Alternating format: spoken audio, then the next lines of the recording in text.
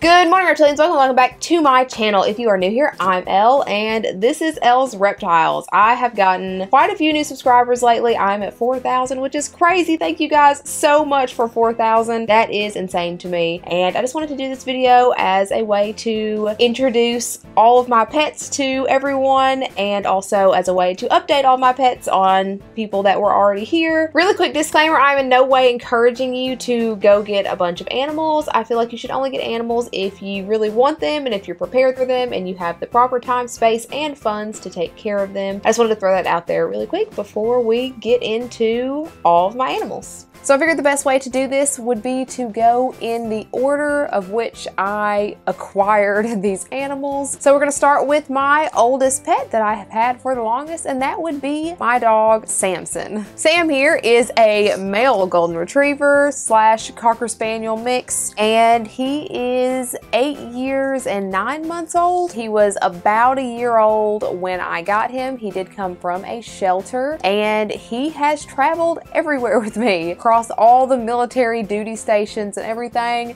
Sam has been there except for when we went to Korea, and he actually stayed with my parents for that year that I was gone. When I actually found him at the shelter, I was told that they had found him rummaging through the trash. And for a very long time after I got him, like for years after I got him, he had severe anxiety. I don't know what his previous owners were like, but it was literally to the point of if you would walk up to him too quickly or if you would touch him and he wasn't expecting it, he would passively pee everywhere and just tail between legs, ears down, run off and hide. Like, his anxiety was so bad, but it would always break my heart when he would do that. But yeah, that is Samson.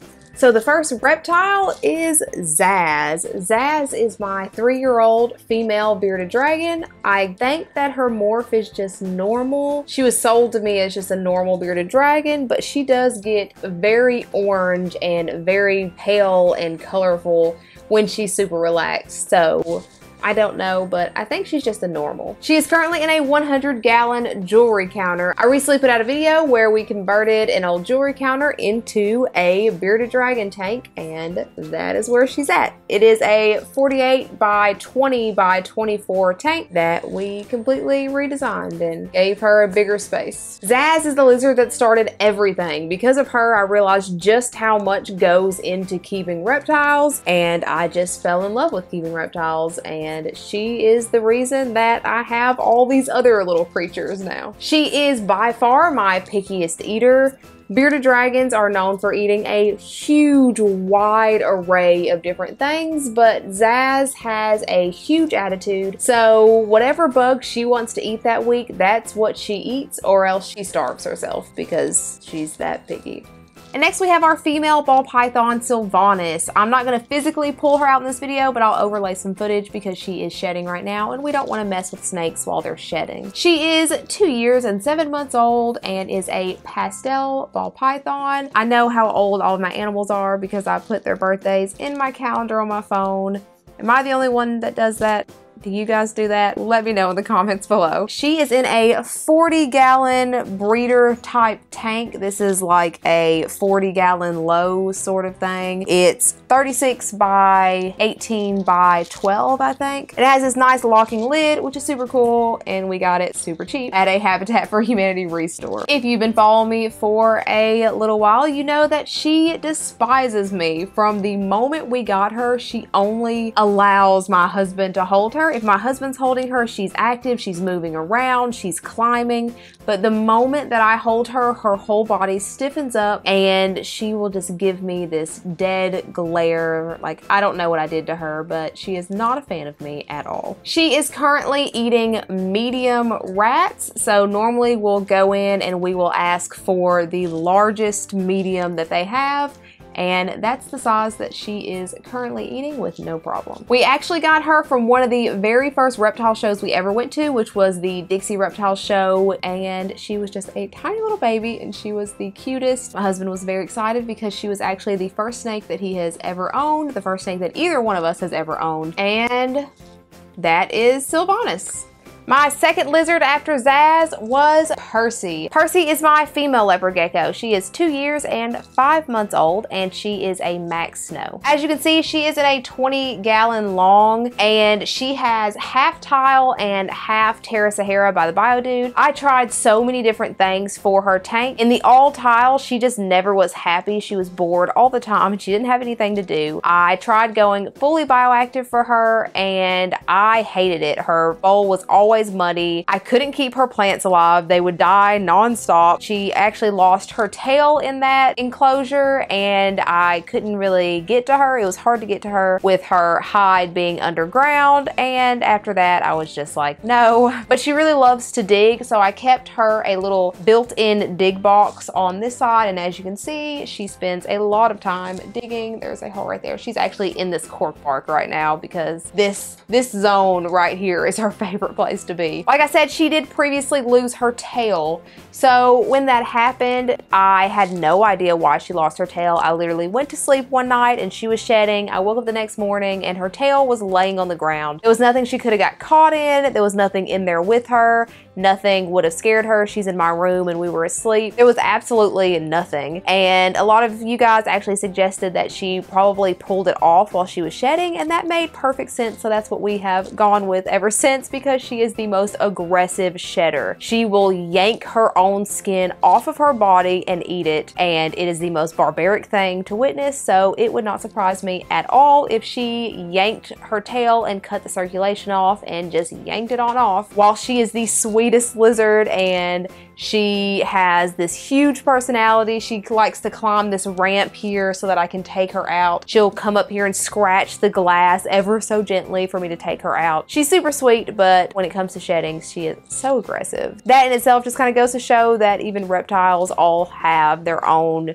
unique personalities. Then there is Dexter. Dexter is my male crested gecko. I'm not quite sure of the morph. I think that he is a partial pinstripe, and I know that he has one Dalmatian spot on his back. He is about 2 years and 8-ish months old, and he is in an 18 by 18 by 24 I Heart Geckos tank, and it is a bioactive planted tank. I got him from a small hobby breeder off Craigslist. Now he is super sweet and he loves to be taken out, and he likes to come and peek in at my leopard gecko, which is right beside him. He'll come down this little log and just wait for me to take him out, and he is the sweetest. But around his teenage years, I guess, after I got him, he was so mean. Now he refuses to eat bugs, but back then he wanted bugs all the time, and if you did not get him bugs, every time you would walk past his tank, he would attack the glass as you walked by. Like, you would walk by and you would just hear a thud and see this little baby crested gecko staring at you. And if you put the food in there and you didn't use tongs, he would bite your finger and he wouldn't let go. He was so mean. But luckily now he is very nice and he always wants out, and he turned into the sweetest little lizard.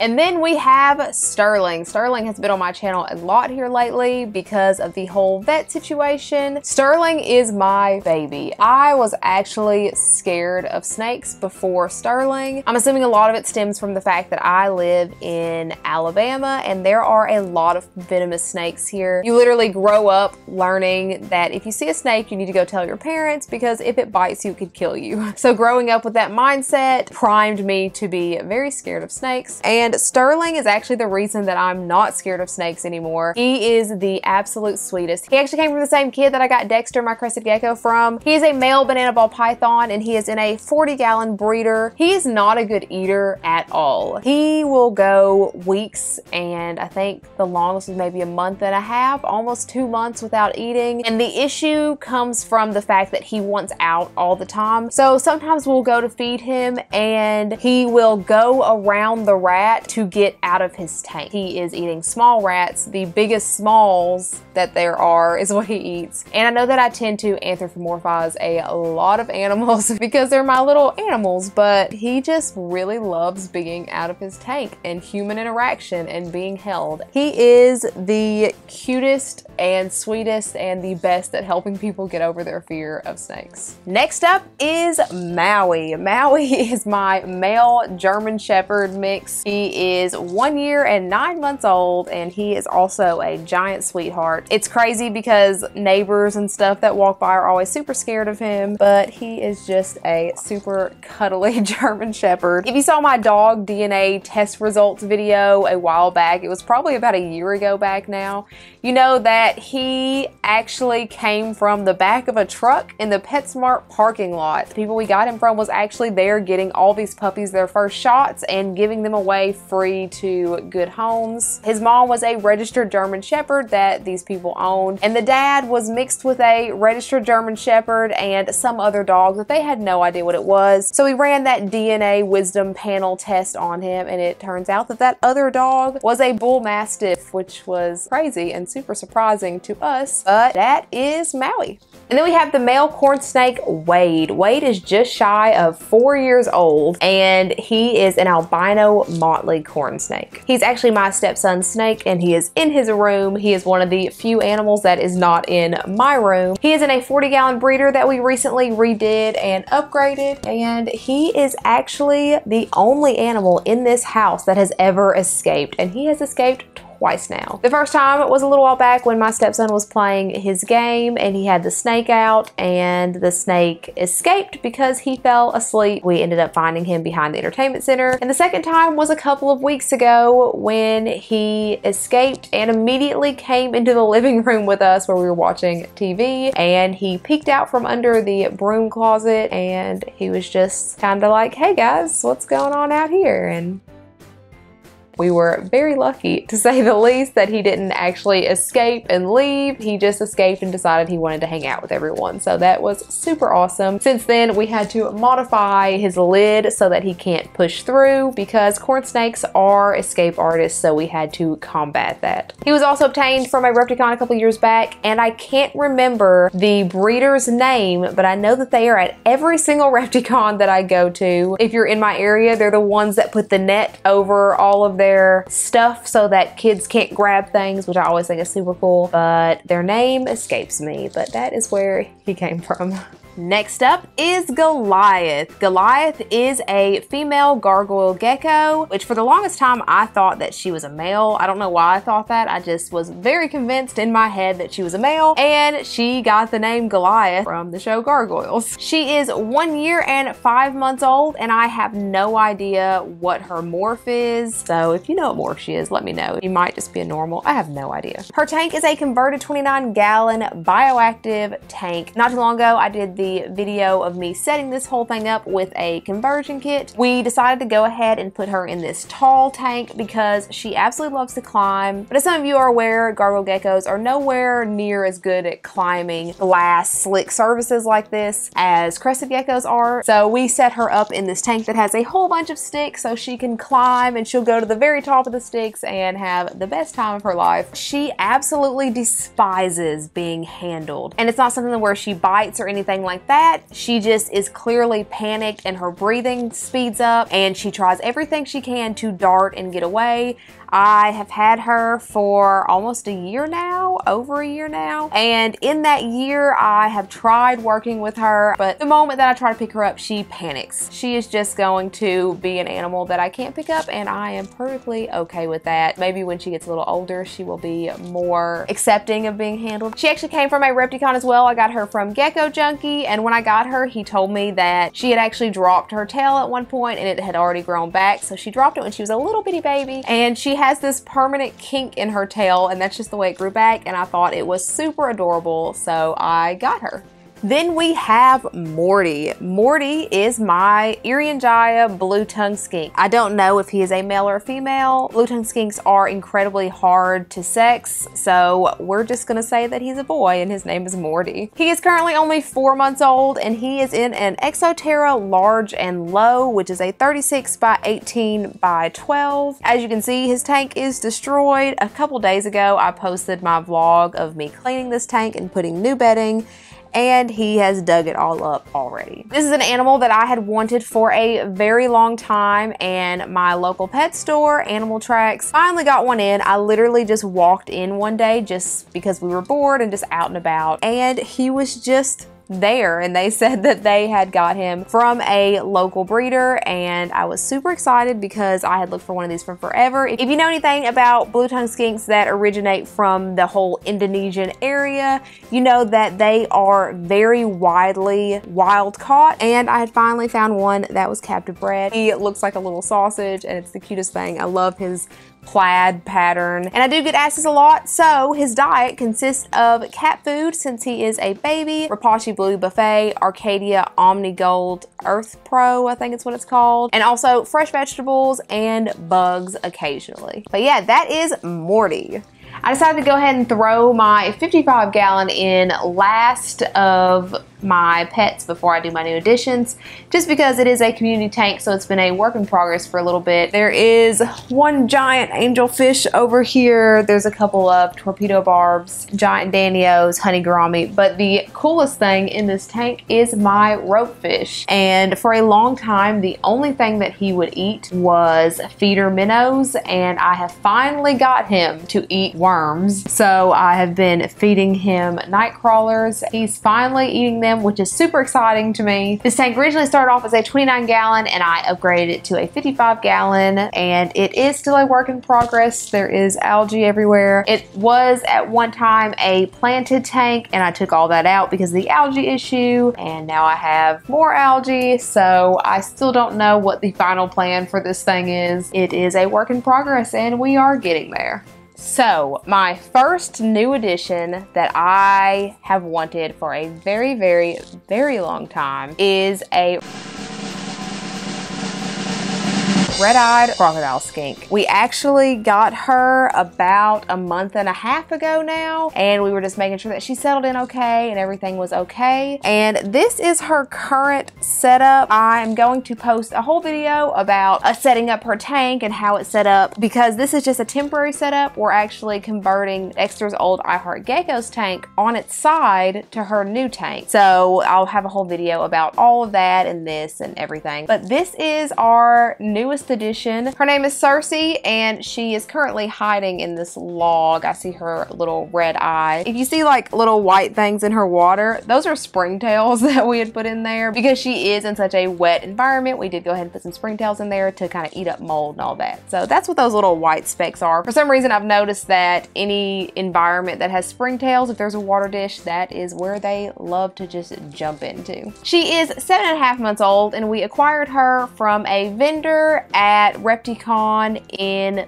Memphis. If you guys watched my Repticon Memphis video, you actually saw her. There was actually a clip in there of my husband holding her and another crocodile skink. She was actually in that video, and I was super excited when I did my last animal spotlight video, and it was the red-eyed crocodile skink, and I was just like, that is perfect. I would love to talk about red-eyed crocodile skinks. But as I said, in the next couple weeks, I'll have a video coming out all about her setup and all about her newest setup, so look for that in the next couple of weeks. My next new pet is my PacMan Frog, Theon. I got him from the Nashville Exotic Pet Expo in Nashville, Tennessee, and he is an apricot PacMan Frog. He is about 2 months old, and he is in a 5.5-gallon top fin tank, and this is actually a fish tank, so it had an insert for a filter on top, and basically what we did was just cut out a piece of styrofoam and hot glued it in, and it does amazing at holding in the humidity, and it also prevents any escapes.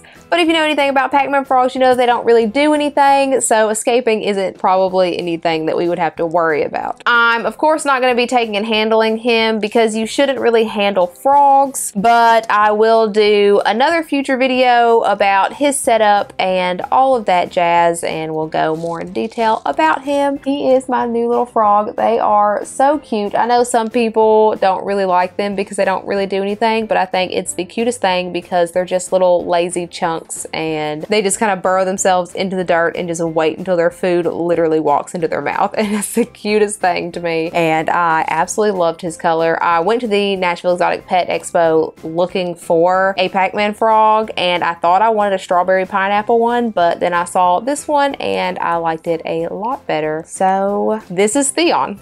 And my last new pet is my little baby leopard gecko named Winter. We've had Winter for about a month now, and he is about 7 months old-ish. Winter actually came from Craigslist. I was scrolling through Craigslist one day, and there was a lady that was wanting to sell the little baby leopard gecko, and she said that he hated her and he would scream at her and he wasn't getting any bigger, and there was pictures of just dead mealworms poured into his tank because I guess that's what she was feeding him, was just dead bugs. She later told me that she actually had 3 leopard geckos and her cat got the other 2 and only he survived. So I went and picked him up, and now we have Winter. I'm pretty sure that he is a Trimper Max Snow, and he is absolutely beautiful. He does have some trust issues, so I'm working on putting my hand in the tank, and he doesn't scream at me anymore. The first day I got him, he was screaming. He was very underweight. He wasn't growing. She told me when I got him that she could not get him to grow, and I've had him for a month now, and he actually has thickness to his tail now. He is gaining weight. He is turning yellow. He is letting me put my hand in there. I've picked him up a couple of times and he didn't scream at me or bite me, which is awesome. He will now eat if my hand is in there. So he is definitely my little work in progress, but he has come such a long way in just the month that I've had him, and I am just super happy that I have him now, and he has just been added to our little reptile family. And that's it. That's all of my animals. You guys know just how long we've been waiting to get a red-eyed crocodile skink, and we finally have one, and it makes me so happy. Again, another disclaimer, please don't run out and get a whole bunch of animals because I have a whole bunch of animals. Make sure that you have the proper time, space, and funds to take care of any animals that you get. Winslow the Dragon and Dusty Hartle did a very good job of mentioning the flaws in these types of videos, so I wanted to make sure to put out that disclaimer. I know a lot of you guys are curious, and a lot of you guys are new here, so I just wanted to make this video to introduce you to everyone. So there we go. If you're not already, feel free to follow me on my other socials and like, subscribe, and hit that bell for notifications every time I put out a new video, which is every Sunday/Wednesday. This week's shout out goes to Jeremy's Wild Studios for following me on Instagram and liking a bunch of my pictures. If you're not already, definitely check out Jeremy's channel. He recently hit 1,000 subscribers and he makes fish and pet videos as well, so definitely go check him out. Thank you so much, Jeremy. You are the bee's knees. As always, guys, thank you so much for watching, and I hope you have a fantastic day. Bye.